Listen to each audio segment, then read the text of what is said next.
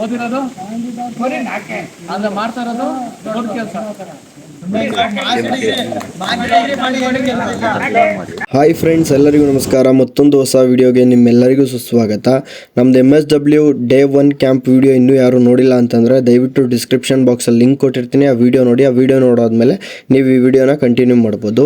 ಇದು ನಮ್ಮ MSW ಕ್ಯಾಂಪ್ನ 2ನೇ ದಿನದ ವಿಡಿಯೋ ಆಗಿರುತ್ತೆ. ಈ ವಿಡಿಯೋದಲ್ಲಿ ನಾವು 2ನೇ ದಿನ ಏನೆಲ್ಲ ಆ್ಯಕ್ಟಿವಿಟೀಸ್ ಮಾಡ್ದೋ ಮತ್ತು ಯಾರೆಲ್ಲ ಗೆಸ್ಟ್ ಬಂದಿದ್ರು ಮತ್ತು ಅವರೆಲ್ಲ ಏನು ಹೇಳ್ಕೊಟ್ರು ಅನ್ನೋದನ್ನ ಈ ವಿಡಿಯೋದಲ್ಲಿ ಕಂಪ್ಲೀಟಾಗಿ ತಿಳಿಸ್ಕೊಡ್ತೀನಿ. ಅದಕ್ಕೋಸ್ಕರ ದಯವಿಟ್ಟು ಈ ವಿಡಿಯೋನ ಸ್ಕಿಪ್ ಮಾಡದೆ ಕೊನೆವರೆಗೂ ನೋಡಿ.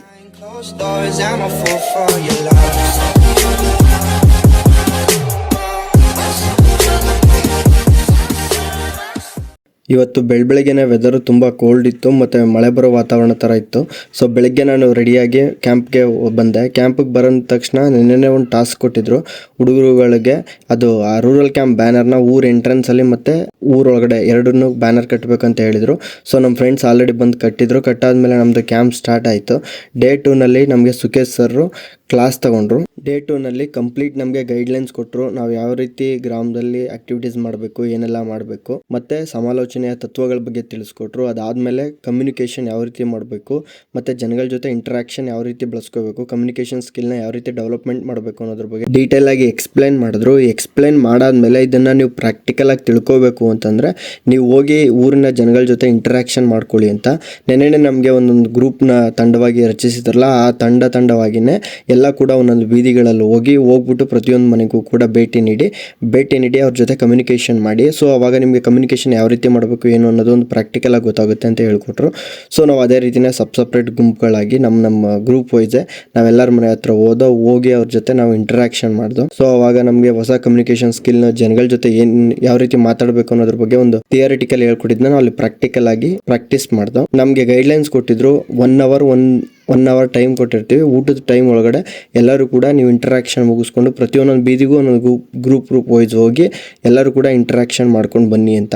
ನಾವು ಕೂಡ ಗ್ರಾಮದ ಎಲ್ಲ ಬೀದಿಗಳಲ್ಲೂ ಹೋಗಿ ಜನಗಳ ಜೊತೆ ಇಂಟ್ರಾಕ್ಷನ್ ಮಾಡ್ದೋ. ನಮಗೆ ಹೇಳ್ಕೊಟ್ಟಿದ್ದ ಇನ್ಸ್ಟ್ರಕ್ಷನ್ ಪ್ರಕಾರ ಇಂಟ್ರಾಕ್ಷನ್ ಅಂತಂದರೆ ಜನಗಳ ಜೊತೆ ಹೋಗಿ ಅವ್ರನ್ನ ಭೇಟಿ ಮಾಡಿ, ನಾವು ಈ ಥರ MSW ಸ್ಟೂಡೆಂಟ್ಸು ಇಂಥ ಕಾಲೇಜಿಂದ ಬಂದಿದ್ದೀವಿ, ನಿಮ್ಮ ಊರಲ್ಲಿ 5 ದಿನ ಕ್ಯಾಂಪ್ ಇರುತ್ತೆ, ಅದಕ್ಕೋಸ್ಕರ ಈ ರೀತಿ ಬಂದಿದ್ದೀವಿ ಅಂತ ಜಸ್ಟ್ ಹೋಗಿ ನಾವು ಅವ್ರಿಗೆ ಇಂಟ್ರೊಡ್ಯೂಸ್ ಮಾಡೋದು. ಇಷ್ಟೇ ಇಂಟ್ರಾಕ್ಷನ್ಲಿರೋದು. ಬೇರೆ ಯಾವುದು ಏನೇ ಡೀಟೇಲ್ಸ್ನ ನಾವು ಕಲೆಕ್ಟ್ ಮಾಡೋಕ್ಕೆ ಹೇಳಿರಲ್ಲ, ಜಸ್ಟ್ ಬರೀ ಇಂಟ್ರಾಕ್ಷನ್ ಮಾಡ್ಕೊಬನ್ನಿ ಅಂತಂದಿರು.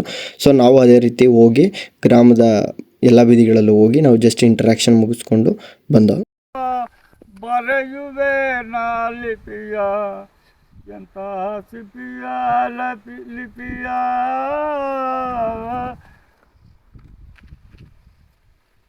ಪೂರಾದೊಳು ಕಳೆದನು ಕಾಂತೇಯನ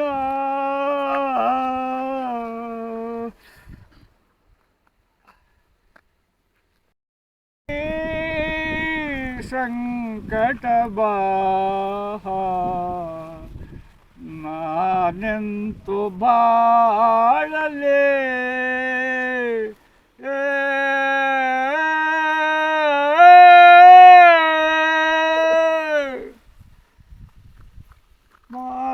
ಗೈವರು ಜನಿಸಿ ನಾನೆಂತು ಬಾಳಲೇ.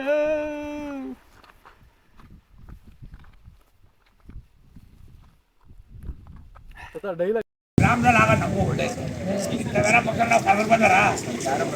ಇವಾಗ ನೀವು ಬಂದ ಸಾಕಾರ ಕೊಡ್ಬೇಕು, ನಾವು ಸಾಕಾರ ಕೊಡ್ಬೇಕು.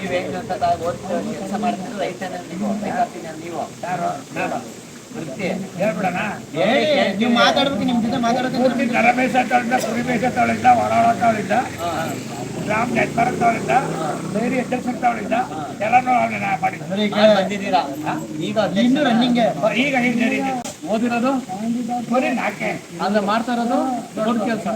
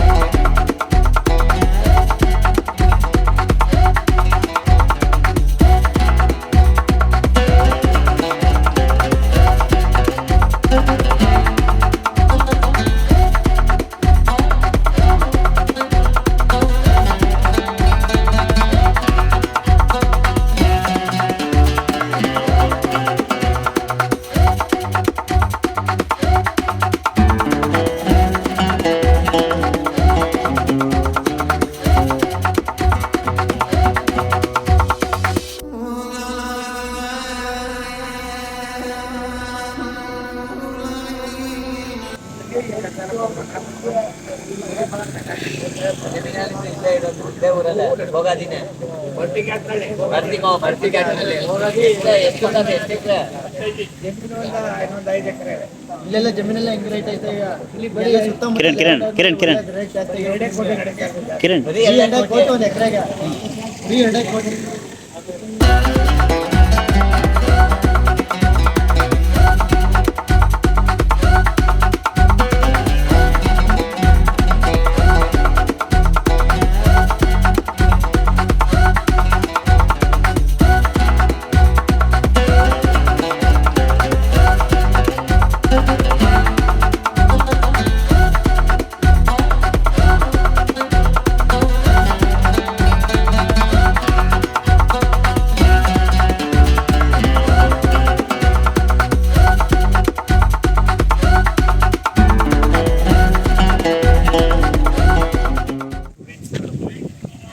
ಗಂಗೋತ್ರಿ ನಾವೆಲ್ಲ MSc ಮಾಡ್ತಾ ಇದ್ವಿ.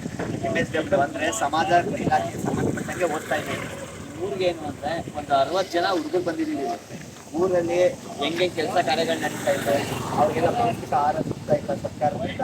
ಜೊತೆಗೆ ಈ ಕ್ಲೀನ್ನೆಸ್, ಈಗ ನೀವು ನೋಡಿ ಡೈಲಿ ಕ್ಲೀನ್ ಮಾಡೋದ್ರಿಂದ ಅಕ್ಕಪಕ್ಕ ಸೊಳ್ಳೆ ಮಕ್ಳುಗಳಿಗೆ ಸೊಳ್ಳೆಗಳೇ ಕಟ್ಟಲ್ಲ. ಹಾಗೆ ನಾವು ನಿಮ್ಮನ್ನ ಕೇಳ್ತಿರೋದು, ಫೋನ್ ಬಂತಲ್ಲ, ಪೌರ ಕಾರ್ಮಿಕರಿಗೆ ಇದೆಲ್ಲ ಕಲ್ತಿದಾರ ಅಂತ. ಯಾವುದೋ ಹಳ್ಳಿಲಿ ಮನೆಗಳಲ್ಲಿ ಹಸಿ ಕಸ ಬೇರೆ, ಒಣ ಕಸ ಬೇರೆ ಸರ್ಕಾರಕ್ಕೆ ಹೇಳಲ್ಲ. ಸರ್ಕಾರಕ್ಕೆ ಹೇಳೋದ್ಕಿಂತ ಇಲ್ಲಿ ಕೆಲಸ ಮಾಡ್ತಿದ್ರಲ್ಲ ನೀವು ಇರೋದ್ರಿಂದನೇ ಈ ಗ್ರಾಮ ಎಲ್ಲ ಅದಕ್ಕೆ ಫಸ್ಟ್ ನಿಮ್ಗೆ ಏನು ಬೇಸಿಕ್ ನಿಮ್ಗೇನೋ ಕುಂದು ಬರುತ್ತೆ ಇದ್ರೆ ಅದನ್ನ ನಾವು ತಿಳಿಸಿ ಯಾರಾದ್ರೂ ಪರಿಹಾರ ಮಾಡಕ್ಕೆ ಅದಕ್ಕೂ ನಾವು ಪ್ರಯತ್ನ ಪಡ್ಕೊಂಡು. ಯಾಕಂತಂದ್ರೆ ಮೇನ್ ಕಾರಣ ನೀವೆಲ್ಲನೂ ನೀಟಾಗಿ ಮೇಂಟೈನ್ ಮಾಡಿದ್ರೆ ಮಾತ್ರ ಚೆನ್ನಾಗಿರೋದು. ಸೊ ಫಸ್ಟ್ ನಿಮ್ಮ ಆರೋಗ್ಯನೇ ಮುಖ್ಯ, ಮತ್ತೆ ನಿಮ್ಮ ಬೇಸಿಕ್ ಮುಖ್ಯ. ಅದೆಲ್ಲ ನಿಲ್ತಾ ಇದ್ದಾರೆ ಪಂಚಾಯತಿಂದ ಗಾಡಿಗಳು ನಾವು ಅದನ್ನ ಸಪೋರ್ಟ್ ಮಾಡ್ತೀವಿ. ಈಗ ಅದರಲ್ಲಿ ಕುಂದು ಕೊರತೆ ಇದ್ರೆ ಅದನ್ನ ಬೇಕಾದ್ರೆ ನಾವು ಈಗ ಹಬ್ಬ ಹುಣ್ಮೆಗಳೆಲ್ಲ ಎಲ್ಲ ತನ್ನೆ ಹಾಕ್ಬಿಡ್ತಾರ ಅಂತ ನಿಮ್ಗೆ ಹೇಳ್ಬಿಟ್ಟು ಒಂದು ಗಾಡಿ ಎಸ್ಕೊಂಡು ಹಾಕ್ತಾರ. ಇದ್ರೆ ಪ್ಲಾಸ್ಟಿಕ್ ಎಲ್ಲ ತುಂಬಾ ಬಳಸ್ತಾರೆ.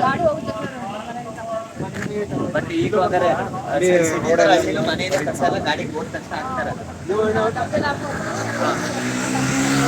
ಅಲ್ಲಿ ಗಾಡಿ ಬಂದ್ರು ಬಳಸೋರ ಸಂಖ್ಯೆ ತುಂಬಾ ಕಡಿಮೆ ಇತ್ತು. ಇತ್ತೀಚೆಗೆ ಎಲ್ಲ ಅಪ್ಡೇಟ್ ಆಗಿದ್ದು ಎಲ್ಲ ಬದಲಾಗಲೇಬೇಕು. ಅಂದ್ರೆ ಈಗ ಮಾಮೂಲಿ ಅವ್ರದೇ ಊರಲ್ಲಿ ತರ ಇಟ್ಟು ಹೋಗಿ ಹಾಕ್ಬಿಡೋರು, ಇಲ್ಲೆಲ್ಲ ಮಿಕ್ಸ್ ಮಾಡೋರು. ಹಸಿ ಕಸ, ಒಣ ಕಸ, ಬಲ್ಪು ಗಿಲ್ಪು ಎಲ್ಲ ಇಲ್ಲೇ ಎಲ್ಲ ಬರೋದು ಅಂದ್ರೆ ಇನ್ನು ಗೋಗಟ್ಟಿ ಪಟ್ಟಣ ಪಂಚಾಯತಿ ಎಲ್ಲೆಲ್ಲಿ ಯಾವ ಹಳ್ಳಿ ಲಿಮಿಟ್ ಬರುತ್ತೆ ಅಷ್ಟು ಹೋಗಿ ಕ್ಲೀನ್ ಮಾಡಿ.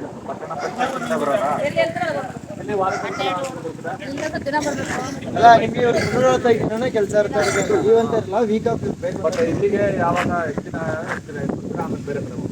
ಈಗ 12 ಹಳ್ಳಿ ಇದೆಯಂತೆ. ಸೊ ಒಂದೊಂದು ಆದ್ಮೇಲೆ ಒಂದೊಂದು ಕೊಡ್ತಾರೆ. ತುಂಬಾ ಕಡೆ ಇರೋ ಕಡೆ ಕಂಪ್ಲೀಟ್ ಜಾಸ್ತಿ ಇರುತ್ತೆ ಅಲ್ಲೇ ಕಳಿಸ್ತಾರೆ. ಊರುಗಳಲ್ಲಿ ಎಲ್ಲಿ ಕಂಪ್ಲೀಟ್ ಅಂದ್ರೆ ಮೇಜರ್ ಸ್ಕೂಲು ಕಾಲೇಜ್ ಈ ತರದ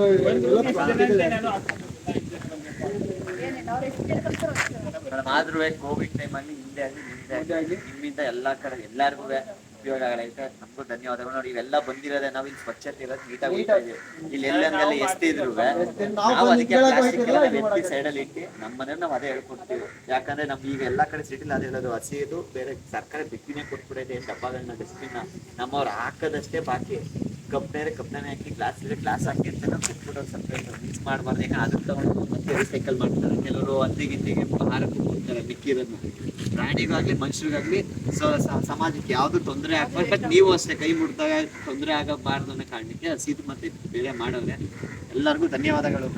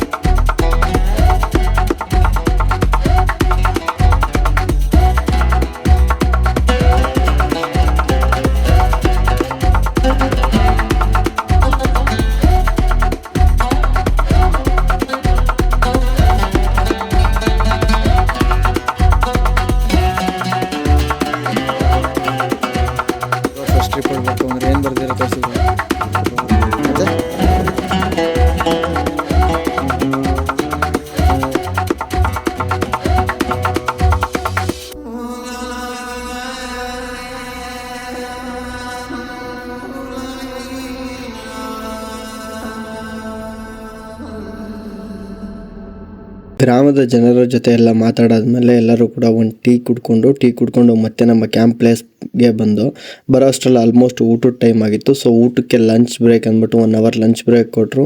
ಹೊರಗಡೆ ಊಟ ಮಾಡಿದ್ರು. ಅಲ್ಲಿಗೆ ಕೆಲವೊಂದಿಷ್ಟು ಜನ ಪಾರ್ಸಲ್ ತಂದು ಊಟ ಮಾಡೋರು, ಅಲ್ಲೂ ಊಟ ಮಾಡಿದ್ರು. ಎಲ್ಲರೂ ಊಟ ಮುಗಿಸ್ಕೊಂಡು ಮತ್ತೆ ರೂರಲ್ ಕ್ಯಾಂಪ್ ಪ್ಲೇಸ್ಗೆ ಬಂದರು. ಊಟ ಆದಮೇಲೆ ನಮಗೆ ನಮ್ಮ ಕ್ಯಾಂಪ್ಗೆ ಇವತ್ತು ಗೆಸ್ಟ್ಗಳಾಗಿ ಯೋಗೇಶ್ ಸರ್ ಮತ್ತು ಚಂದ್ರಕುಮಾರ್ ಸರ್ ಬಂದರು. ಯೋಗೇಶ್ ಸರ್ ಬಂದ್ಬಿಟ್ಟು ಜಿಲ್ಲಾ ಮಕ್ಕಳ ಪಾಲನೆ ಮತ್ತು ರಕ್ಷಣಾ ಘಟಕದ ಅಧಿಕಾರಿಗಳು, ಚಂದ್ರಕುಮಾರ್ ಸರ್ ಬಂದ್ಬಿಟ್ಟು ಕಾನೂನು ಪರಿವೀಕ್ಷಣಾಧಿಕಾರಿ, ಜಿಲ್ಲಾ ಮುಖ್ಯ ಘಟಕ ಮೈಸೂರು. ಈ ಇಬ್ಬರು ಅತಿಥಿಗಳು ಬಂದರು. ಅವ್ರನ್ನ ಇನ್ವೈಟ್ ಆದಮೇಲೆ ಅವರು ಇಂಟ್ರಡಕ್ಷನ್ ಮಾಡಿಕೊಂಡ್ರು. ಇಂಟ್ರಡಕ್ಷನ್ ಆದಮೇಲೆ ಮೊದಲನೇದಾಗಿ ಯೋಗೇಶ್ ಸರ್ ಅವರ ಡಿಪಾರ್ಟ್ಮೆಂಟ್ ಬಗ್ಗೆ ಕೆಲವೊಂದು ವಿಚಾರಗಳನ್ನ ನಮ್ಮ ಜೊತೆ ಹಂಚ್ಕೊಂಡ್ರು. ಮತ್ತು ಕೆಲವೊಂದು ಇನ್ಫಾರ್ಮೇಷನ್ ತುಂಬ ಇನ್ಡೆಪ್ತಾಗಿ ನಮಗೆ ಡೀಟೇಲಾಗಿ ಹೇಳ್ಕೊಟ್ರು. ಅವರು ಮುಖ್ಯವಾಗಿ ಮಕ್ಕಳ ಹಕ್ಕುಗಳ ರಕ್ಷಣೆಗಳ ಬಗ್ಗೆ ತಿಳಿಸ್ಕೊಟ್ರು. ಮಕ್ಕಳ ಜೀವಿಸುವ ಹಕ್ಕು, ಸಮಾನತೆಯ ಹಕ್ಕು, ಶಿಕ್ಷಣದ ಹಕ್ಕು, ಭಾಗವಹಿಸುವ ಹಕ್ಕು, ಜೀವಿಸುವ ಹಕ್ಕು, ಈ ಹಕ್ಕುಗಳ ಬಗ್ಗೆ ಇನ್ ಡೀಟೇಲಾಗಿ ಹೇಳಿದ್ರು. ಇದಾದಮೇಲೆ ಬಾಲ ನ್ಯಾಯ ಕಾಯ್ದೆ, ಚೈಲ್ಡ್ ಕೇರ್ ಇಶ್ಯೂ, ಮಕ್ಕಳ ಕಲ್ಯಾಣ ಸಮಿತಿ, ಕಾನೂನು ಸಂಘರ್ಷಣೆಗೊಳಪಟ್ಟ ಮಕ್ಕಳು, ಬಾಲ ನ್ಯಾಯ ಮಂಡಳಿ, ಬಾಲ್ಯ ವಿವಾಹ, ಇಷ್ಟರ ಬಗ್ಗೆ ಕಂಪ್ಲೀಟಾಗಿ ಡೀಟೇಲ್ ಹೇಳ್ಕೊಟ್ರು. ಈ ವಿಷಯಗಳು ನಮ್ಗೆ ತುಂಬ ವಿಷಯಗಳು ಗೊತ್ತೇ ಇರಲ್ಲ. ಈ ಗೊತ್ತಿಲ್ಲದಿರೋ ವಿಷಯಗಳನ್ನು ನಮಗೆ ತಿಳ್ಕೊಂಡಿದ್ದು ತುಂಬ ಯೂಸ್ಫುಲ್ ಆಯಿತು. ಸರ್ಕಾರ ಮಕ್ಕಳ ಬಗ್ಗೆ ಇಟ್ಟಿರುವ ಕಾಳಜಿ ಹಾಗೂ ಮಕ್ಕಳ ಭವಿಷ್ಯಕ್ಕಾಗಿ ಈ ತಂದಿರುವಂಥ ಕಾನೂನುಗಳ ಬಗ್ಗೆ ಎಷ್ಟೋ ವಿದ್ಯಾರ್ಥಿಗಳಿಗೆ ಇದ್ರ ಮಾಹಿತಿ ಕೂಡ ಇರೋದಿಲ್ಲ. ನಮಗೂ ಕೂಡ ಗೊತ್ತಿರಲಿಲ್ಲ. ಇವ್ರು ಬಂದು ಇನ್ಡೆಪ್ತ್ ಡೀಟೇಲಾಗಿ ಹೇಳಿದಾಗ ನಮಗೆ ಇದ್ರ ಬಗ್ಗೆ ತಿಳ್ಕೊಂಡಂಗಾಯಿತು. ಈ ಕ್ಲಾಸಸ್ಸಿಂದ ನಾವು ತುಂಬ ತಿಳ್ಕೊಂಡು, ಇದಾದಮೇಲೆ ಚಂದ್ರಕುಮಾರ್ ಸರ್ ಮತ್ತೆ ಕ್ಲಾಸ್ ತೊಗೊಂಡ್ರು. ಅವರು ಜಿಲ್ಲಾ ಮಕ್ಕಳ ರಕ್ಷಣಾ ಘಟಕದವರು.